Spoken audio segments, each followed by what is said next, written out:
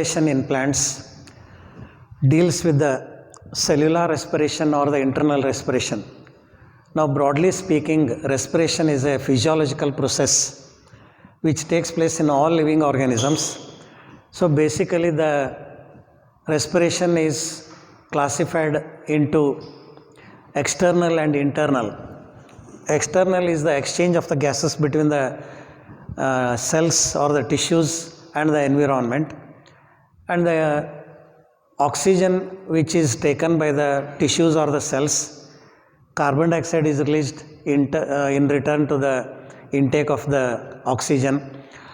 This oxygen is used in the oxidation of the food material inside the cells, and carbon dioxide is released in this process. So, as this process takes place inside the cells, it is called as internal respiration or referred as cellular respiration. So, we are studying cellular respiration in this chapter, the respiration in plants. So, cellular respiration is again divided into two types, aerobic and anaerobic. So, when oxygen is used in the oxidation of the food material, we call it as aerobic. When oxygen is not utilized or not necessary, it is called as anaerobic respiration, or sometimes it is referred as fermentation. Now, aerobic respiration takes place in all higher organisms, whereas anaerobic respiration takes place in some microbes only. And during aerobic respiration, the food which is oxidized, it is completely oxidized, whereas in anaerobic it is incompletely oxidized. And during aerobic, large amount of energy is released, whereas in anaerobic, little amount of energy is released. So, this aerobic and anaerobic processes, so they take place in organisms, and food is oxidized there. Now, the food, it means it may be a carbohydrate, it may be a protein, it may be fatty acid, or it may be even any organic acid. So, these organic compounds, they undergo oxidation to release energy. So, in aerobic respiration, we have taken the example of the glucose. So, glucose with the use of oxygen, how it releases energy, and during this carbon dioxide and water also are released during the aerobic reaction. So, this is the equation of aerobic respiration, where glucose is oxidized in the presence of oxygen, CO2 and water is released, plus energy also is liberated. So, aerobic respiration takes place in 3 steps, or in other words, this equation where glucose we have taken, it occurs in 3 steps, and this substance or the material which involve in respiration or which undergoes respiration, it is called as a respiratory substrate. So, the respiratory substrate is the substance which undergoes respiration and energy is released. So, here glucose is the respiratory substrate. So, the glucose is converted into these products, and this aerobic respiration takes place in 3 steps. So, those 3 steps are, first step is glycolysis, also called as EMP pathway. The second step is the Krebs cycle, and the third one is the oxidative phosphorylation. Now, the 3 steps, that means first one is the glycolysis. This is first step, and the second one is the Krebs cycle, and the third one is the oxidative phosphorylation. So, here the aerobic respiration, which we have taken the example, the respiratory substrate as glucose. So, here the glucose undergoes oxidation and it involves 3 steps: glycolysis. So in the previous class we studied about glycolysis, also called as EMP pathway. So just in brief to say, so glycolysis, or which is also called as EMP pathway, named of it is the abbreviation of three scientists, Emden, Meyerhoff and Parnas. Emden, Meyerhoff and Parnas. So they actually discovered, or they identified how the first step, glycolysis, what are the intermediates which are formed, and that is called as EMP pathway. So this glucose takes place in the cytoplasm. Now suppose this is the cell and this is the mitochondria. So in the mitochondria, the second and the third step takes place. In the cytoplasm, the glycolysis takes place. So where glucose is converted into different compounds, as we had already studied.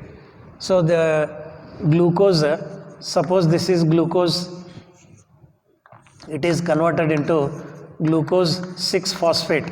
So in brief, I am writing here. So in the presence of ATP, glucose is converted into glucose 6-phosphate. So that means glucose is a 6-carbon compound like this. Suppose this is the glucose 6-carbon compound, hexose sugar. So phosphate is attached to the 6th carbon. That phosphate is donated by ATP. So ATP will donate the phosphate to form ADP, and glucose 6-phosphate is formed. Glucose 6-phosphate undergoes isomerization to form fructose 6-phosphate. So isomerization means it is the rearrangement of the atoms within the molecule or within that compound. So this fructose 6-phosphate again undergoes phosphorylation, addition of phosphate, and that is again from ATP to form ADP. So again it forms fructose 1,6-biphosphate. Already phosphate is attached to the 6th carbon, another phosphate attaches to the 1st carbon. So this attaches to the 1st carbon, and 6th carbon also is attached. So first glucose 6-phosphate is formed. This glucose is converted into fructose 6-phosphate, its isomer. Now this fructose 6-phosphate is added with one more phosphate there, and that forms fructose 1,6-biphosphate. Now this fructose 1,6-biphosphate undergoes cleavage, that means it will split to form glyceraldehyde 3-phosphate, or sometimes it is also called as PGALD, phosphoglyceraldehyde. So it will convert into its isomer called as dihydroxyacetone phosphate. So this is a 3-carbon compound. So this 3-carbon compound, and this is also 3-carbon compound. This is a 6-carbon compound. Now 2 molecules of PGALD are formed. Now this 2 molecules of PGALD, they undergo oxidation. That means PGALD will donate electrons and form NADH2. Those electrons are accepted by NAD to form NADH2. So PGALD undergoes oxidation. So in fructose 1,6-biphosphate splits and form 2 molecules of PGALD. PGALD may convert into its isomer dihydroxyacetone phosphate. PGALD undergoes oxidation, means it donates electrons. Those electrons are accepted by NAD, not NADP as in case of non-cyclic. So in non-cyclic it was NADP. Now this is NAD only. No, that means there is no phosphate. Nicotine amide adenine dinucleotide. That accepts the electrons to form NADH2. And this NADH2, that means free phosphate will add to this. Actually, two NADH2 are formed here. That means there are two molecules of PGLD. So 2 NAD are converted into 2 NADH2. So 2 inorganic phosphates will attach here. So one inorganic phosphate, that means it will split like this. One phosphate attaches here, one phosphate attaches here, like this. Now this is the molecules are formed. So after oxidation, the compound formed is called as a triose phosphate. So this is 1,3-biphosphoglyceric acid, triose phosphate. So this is also a triose phosphate. This is also a triose phosphate.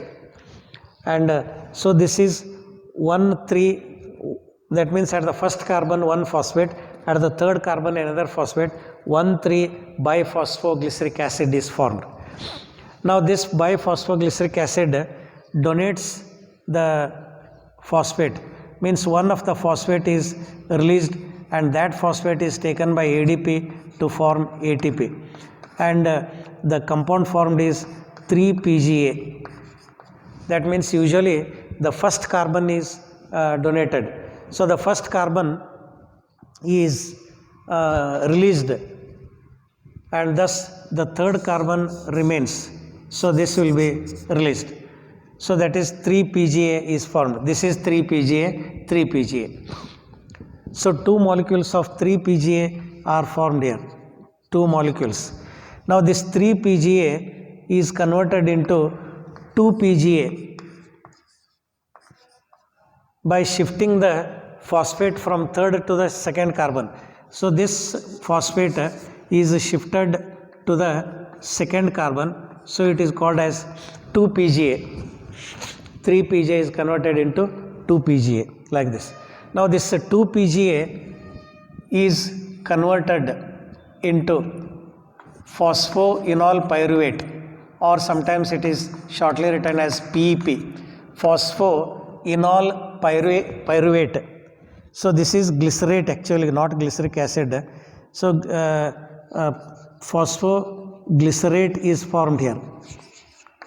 Phosphoglycerate is converted into phosphoenol pyruvate, and that is done by the release of water molecule from 2-phosphoglycerate. Now PEP is formed. Now this PEP will release the phosphate and that phosphate is taken by ADP to form ATP. So the compound formed is pyruvate. So two molecules of pyruvate are formed. So pyruvate is a 3-carbon compound. That is what actually takes place in this pyruvate. Now next, this pyruvate which is formed, so this completes glycolysis. So glucose is converted into two molecules of pyruvate. Now during this conversion, 2 NADH2 are formed, then 2 ATP are formed. Now actually here 1 ATP and 1 ATP are used, 2 ATP are used there.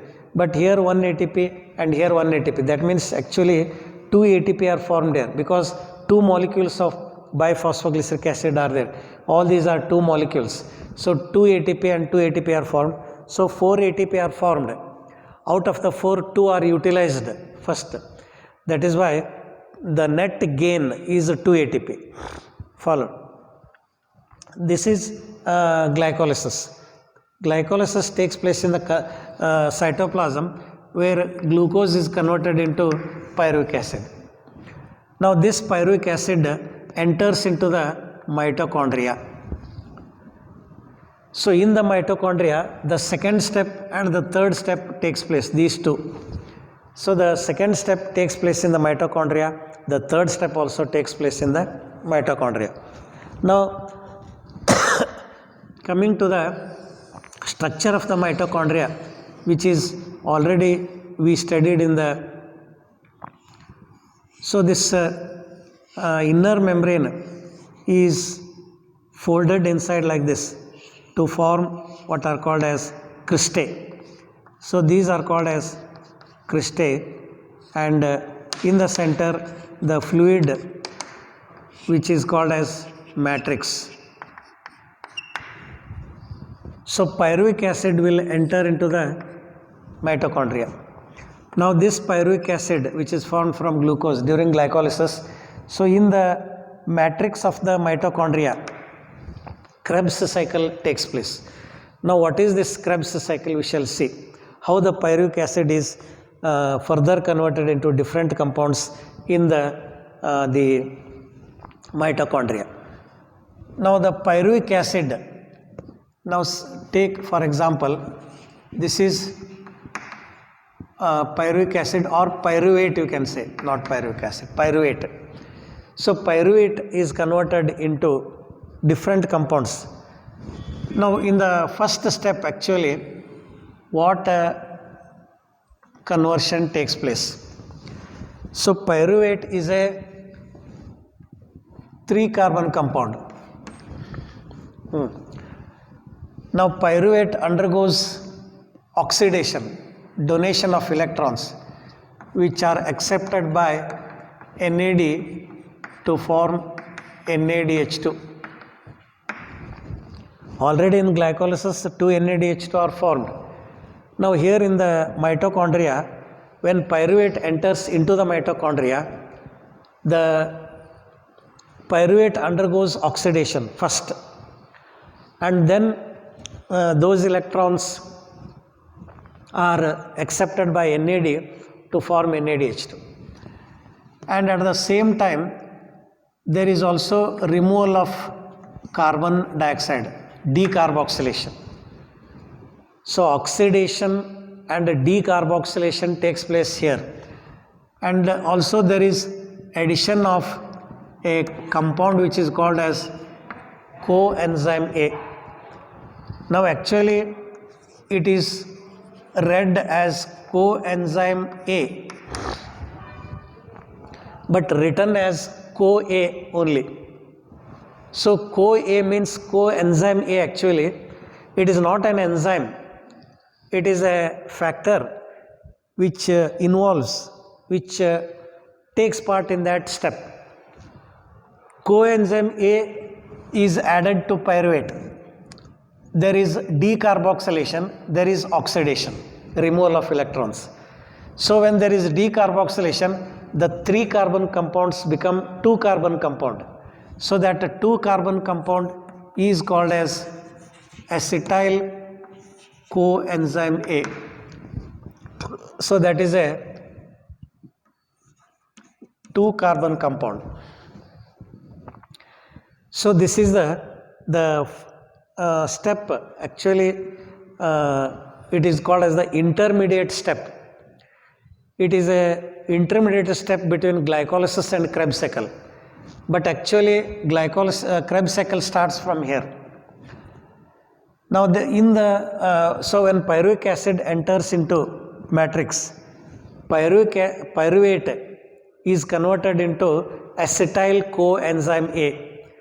Pyruvate undergoes oxidation and pyruvate undergoes decarboxylation, removal of carbon, and there is addition of coenzyme A to pyruvate, and this forms what is called as the acetyl coenzyme A, which is a 2-carbon compound. Now in the matrix of the mitochondria, there is a compound called as oxaloacetic acid, which is a 4-carbon compound. Oxaloacetic acid, which is actually formed during the C4 pathway of photosynthesis.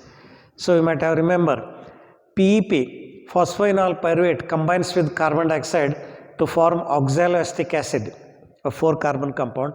So as the first compound formed is the 4-carbon compound, hence that was called as the C4 pathway or Hatch-Slack cycle.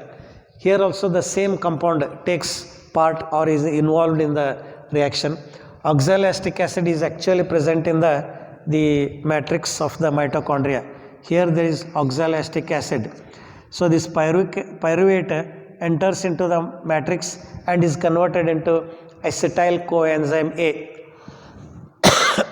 So that acetyl coenzyme A combines with oxaloacetic acid. So acetyl coenzyme A is a 2-carbon compound. Oxaloacetic acid is a 4-carbon compound. Now these two combine to form a 6-carbon compound. 2 carbon and 4 carbon combine to form a 6-carbon compound called as citric acid. So this is a 6-carbon compound, citric acid. Now citric acid is further converted into another compound next. So citric acid is oxidized. The electrons are accepted by NAD and to form NADH2. NAD is reduced where citric acid is oxidized. NAD accepts the electrons to form NADH2, and this NADH2 is formed here, and at the same time there is decarboxylation also. So same this step here, but coenzyme A will not be. But here actually coenzyme A is released in this step. So when acetyl coenzyme A combines with oxaloacetic acid, this acetyl group combines with this coenzyme A is released. When the acetyl group combines with the oxaloacetic acid, it forms a 6-carbon compound called as citric acid. Now the compound formed is alpha keto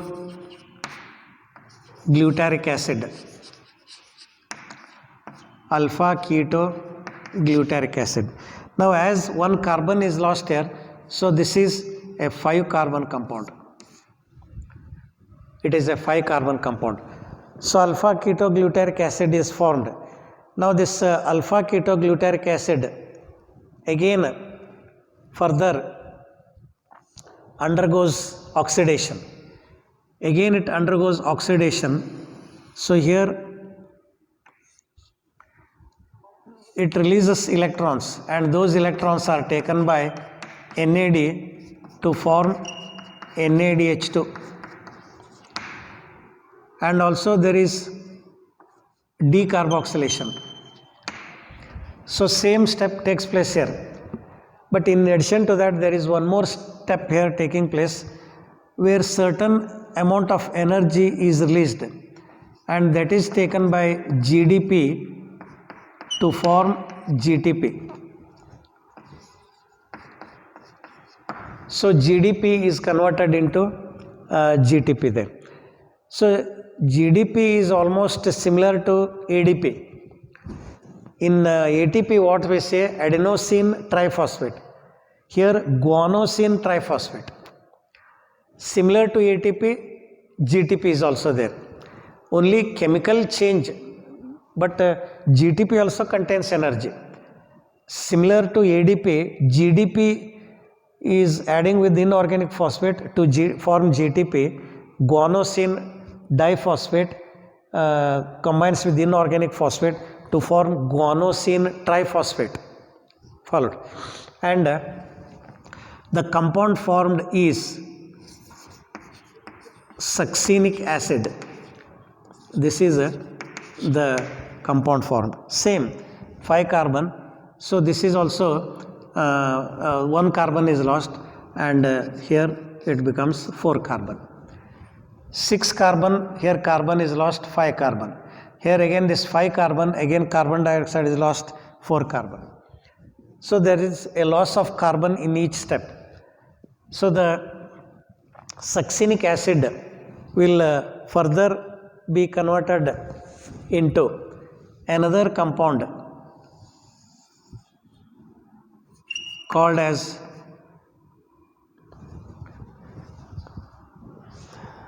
malic acid.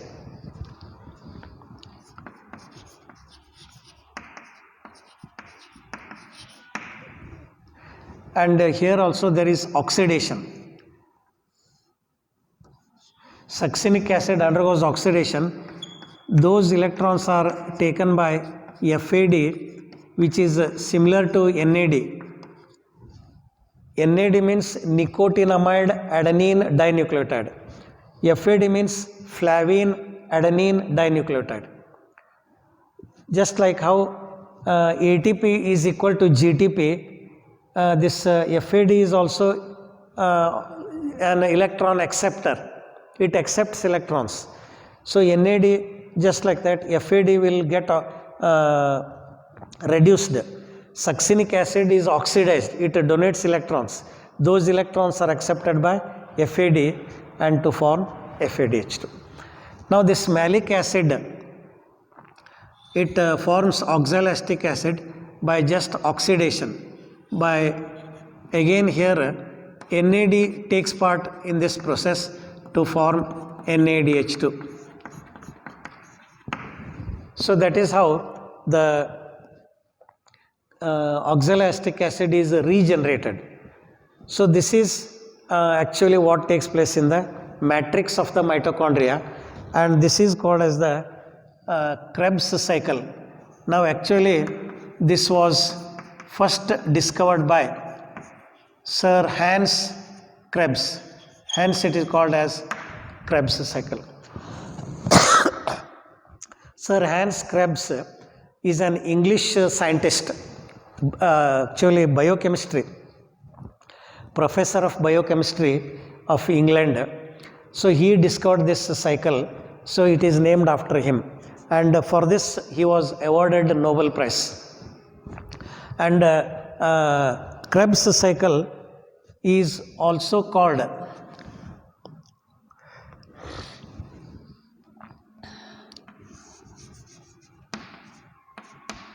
citric acid cycle,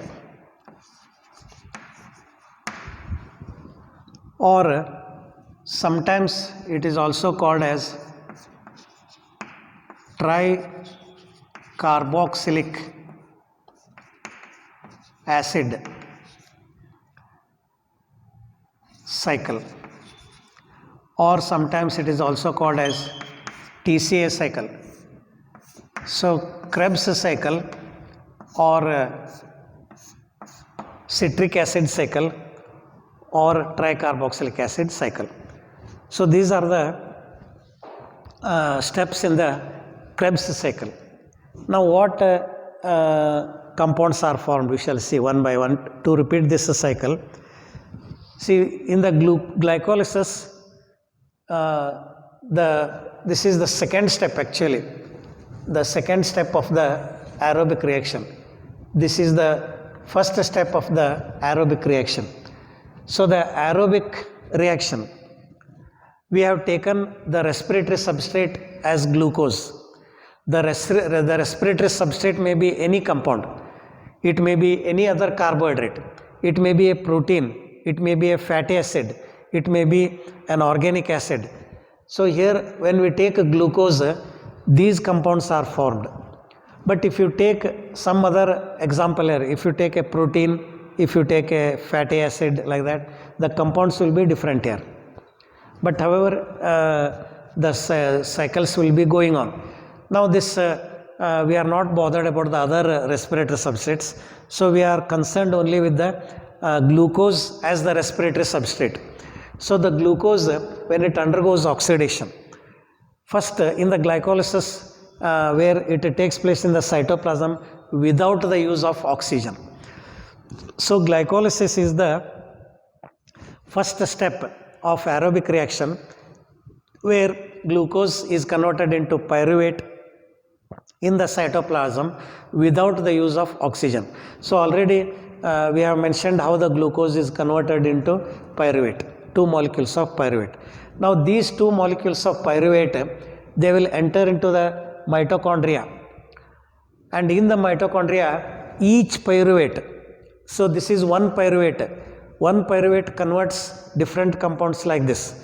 In the same way another pyruvate also will be converting simultaneously. So 2 pyruvates will enter into the mitochondria and they undergo these all changes. So pyruvate undergoes oxidation and decarboxylation. and addition of coenzyme A. So when pyruvate undergoes oxidation, removal of electrons, NAD accepts the electrons, it is reduced to NADH2. Removal of carbon dioxide, so 3 carbon becomes 2 carbon. So there is addition of coenzyme A, so the compound formed is acetyl coenzyme A. This is actually called as the intermediate step of the Krebs cycle, that is, and glycolysis, and also it is called as the preparatory phase, preparatory step, preparatory reaction of the Krebs cycle, because actually the Krebs cycle starts here. Cycle means the starting compound should be regenerated. Glycolysis cannot be called as a cycle because glucose is not regenerated. See, in Kelvin cycle photosynthesis, we called it as Kelvin cycle because RuBp, which was used in the reaction, it is regenerated. So RuBp is regenerated in the Kelvin cycle, so it is a cycle. So similarly, Krebs cycle is so called. Oxaloacetic acid is the starting compound which enters into the reaction and it is regenerated again. So this, hence it is called as a cycle. So actually the cycle starts from here. So this step is called as the preparatory step or intermediate step, it is also called as. So but whenever when we are asked to write the Krebs cycle, we have to write from here. And sometimes only this much is asked for 2 marks. Actually this is completely 5 marks, that is also 5 marks. So this write the preparatory reaction of Krebs cycle. So we need not write the complete Krebs cycle. So this is the preparatory step. So this is the intermediate step between glycolysis and Krebs cycle. So where the pyruvate is oxidized, decarboxylated, and addition of coenzyme A to form acetyl coenzyme A. So now the actual Krebs cycle will be starting from oxaloacetic acid. So the oxaloacetic acid, which is a 4 carbon compound, combines with the acetyl coenzyme A to form a 6 carbon compound. So this 2 carbon and 4 carbon combined to form a 6 carbon compound called as citric acid. So this citric acid is the first compound which is formed in this cycle, hence it is called as the citric acid cycle. So I said that the cycle actually starts from here. Oxaloacetic acid and acetyl coenzyme A, they are the first 2 compounds which enter there. So oxaloacetic acid is the starting compound. So this oxaloacetic acid combines with acetyl coenzyme A to release coenzyme A and form a 6 carbon compound called as citric acid. Now this citric acid is again oxidized and decarboxylated, but there is no addition of coenzyme A, that is the only difference. Oxidation and decarboxylation takes place. So this citric acid is oxidized, NAD is reduced and the electrons are accepted by NAD. So the NAD is reduced to NADH2 and CO2 is released. So 6 carbon forms 5 carbon. So the 5 carbon compound is alpha keto glutaric acid or glutarate, it is also called as citrate or citric acid. So this alpha keto glutaric acid is again oxidized and decarboxylated. See here, oxidation, decarboxylation, oxidation, decarboxylation, again oxidation, decarboxylation. But here coenzyme A is added, here no, only oxidation and decarboxylation. But here there is a release of energy. So the alpha ketoglutaric acid is oxidized, it donates electrons, NAD is reduced to NADH2. It is a decarboxylation, there is removal of 1 carbon, so it becomes 4 carbon compound. And during this certain amount of energy is released. That energy is taken by GDP, it combines with the inorganic phosphate to form GTP. So GTP is equivalent to ATP, only the name of the compound is different. So this GTP is formed. So 2 GTP are formed actually, because one pyruvate forms one GTP, another pyruvate another GTP. So when we complete the cycle, we shall see what are the compounds which are formed here. See, then 4 carbon compound is formed. 5 carbon is converted into 4 carbon. That is succinic acid is formed. That is a 4 carbon compound. Now this succinic acid undergoes oxidation, but the electrons are accepted by FAD. Similar to NAD, FAD is there, flavine adenine dinucleotide. So here just like NAD, NAD means nicotine amide adenine dinucleotide, NAD. So FAD will accept the electrons. FAD is reduced to FADH2, and succinic acid after oxidation it forms malic acid, which is also a 4 carbon compound. So that means there is no change.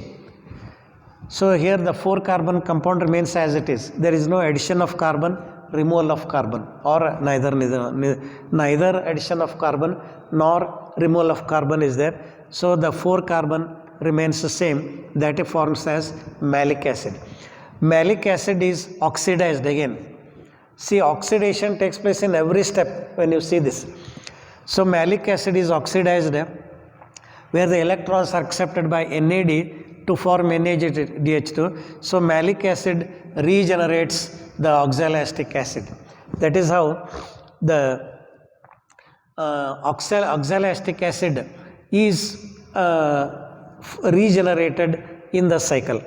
So that is how Sir Hans Krebs, an English biochemistry professor, he discovered the events or the second step of the aerobic reaction, which is called as the Krebs cycle, and the first compound which is formed in this cycle is a citric acid, hence it is also called as citric acid cycle.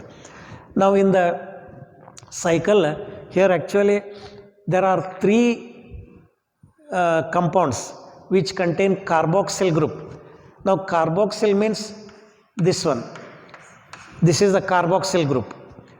So there are 3 compounds in this which contain carboxyl group, and hence it is called as a tricarboxylic acid cycle. So 3 carboxylic acids are there. So these are all carboxylic acids. So in this cycle, whatever the number of compounds may be formed, out of them 3 are containing carboxyl groups, hence it is called as tricarboxylic acid cycle. So like that any title may be used for this. Explain Krebs cycle, explain citric acid cycle, explain TCA cycle. All are one and the same. So it is a 5 marks question. So this TCA cycle or the citric acid cycle, Krebs cycle, takes place in the mitochondrial matrix, in the matrix of the mitochondria. And again here if you see, oxygen is not used in any step, but in the 3rd step it will be actually used. But one thing we should remember, this pyruvic acid enters into mitochondria only if oxygen is present. But when oxygen is present, pyruvic acid will enter into the mitochondria. But however, in the 2nd step, oxygen is not used. So only the oxygen is actually used in the 3rd step, which is called as the oxidative phosphorylation. So this oxidative phosphorylation is the step where oxygen is actually used. So that is about the Krebs cycle. So here now we shall see what are the end products of the Krebs cycle. And if you come to the glycolysis, so sometimes this question also may be asked, what are the end products of glycolysis? What are the end products of Krebs cycle?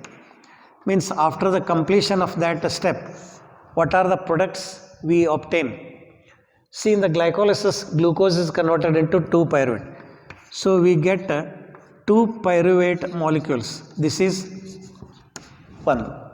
We have obtained 2 pyruvate. And here I said we have got 2 ATP. net gain we can say, because 4 ATP are produced and 2 ATP are used. We are having 2 ATP net gain. And there are 2 NADH2 molecules, 2 NADH2, and 2 NADH2 are formed and ATP. So 2 H2O are formed. One H2O from one PGLD. So 2 H2O from one another PGLD. So these are the end products of glycolysis. What are the end products of glycolysis? Sometimes 2 marks, half mark for each. So this is the end products. Now if you come to the Krebs cycle, what are the end products of the Krebs cycle? So pyruvate is converted into different compounds. And then this pyruvate, each pyruvate is converted like this. So first we shall see how many number of NADH2 are there. So this is 1, 2, 3, then 4. So 4 NADH2 are produced. So totally we can say 8 NADH2 are produced during the Krebs cycle, because one pyruvate produces 4 NADH2. So 1, 2, 3 and 4 NADH2 from one pyruvate. So like that, after Krebs cycle 8 NADH2 you will get. Then if you take FADH2, 2 FADH2, one pyruvate, one FADH2. Similarly, 2 pyruvate, 2 FADH2.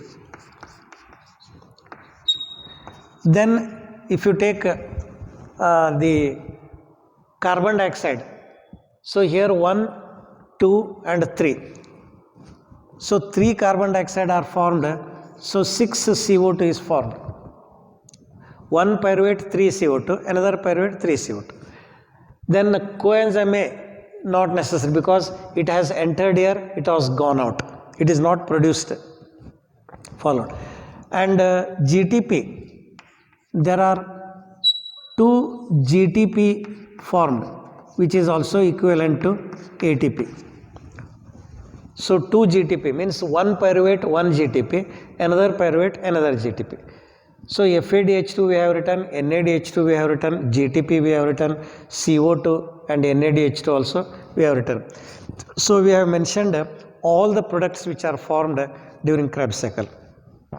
So the 2 pyruvate molecules, when they enter into the mitochondria, in the matrix of the mitochondria, the Krebs cycle takes place. So named after the professor of biochemistry, Sir Hans Krebs of England. So this is also called as the citric acid cycle, because the first stable compound is citric acid, and there are 3 compounds in this cycle which contain carboxyl groups, and hence it is also called as tricarboxylic acid cycle or TCA cycle. So when 2 pyruvate molecules enter into the reaction of the Krebs cycle, that these are the products which are formed: 8 NADH2, 2 FADH2, 6 CO2, 2 GTP are formed. So this 6 CO2 is this one, and that H2O which is formed is this actually. But actually here 2 H2O is formed. So we may say here only 2 H2O, there are 6 H2O. So the remaining H2O will be formed in the third reaction, third step. In the first step there are some molecules of H2O. Again in the third step of this aerobic reaction, there is formation of water. But however, energy, when we say it is the ATP here, it is the ATP here which is formed, and still more number of ATP are formed in the third step. So how that third step takes place we shall see. So this aerobic reaction takes place in the cells, but however the first step takes place in the cytoplasm, the second and the third step takes place in the mitochondria. So in the third step, actually what happens here, just in brief. This NADH2 and FADH2. So this NADH2 also will enter into the mitochondria. Pyruvate has entered into the mitochondria. NADH2 also will enter into the mitochondria. So that NADH2 and this one, 10 NADH2. So this 8 NADH2 and that 2, 10 NADH2 and these 2 FADH2 will enter into the cristae. And the third step actually takes place on the surface of the cristae. On the surface of the cristae, there are nail-like particles which are called as the Racker's particles. So in the cell chapter, when we were studying, you might have remember when we study the structure of mitochondria, the surface of the cristae contains nail-like particles which are called as the Racker's particles, or they are also called as the F1 particles, or elementary particles also they are called as.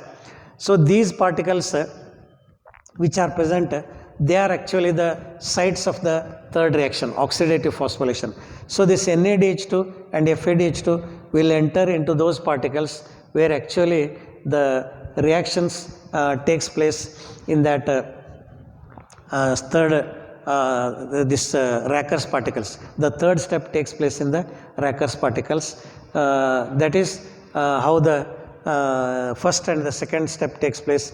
The glycolysis and Krebs cycle, which further continues as the oxidative phosphorylation in the Racker's particles.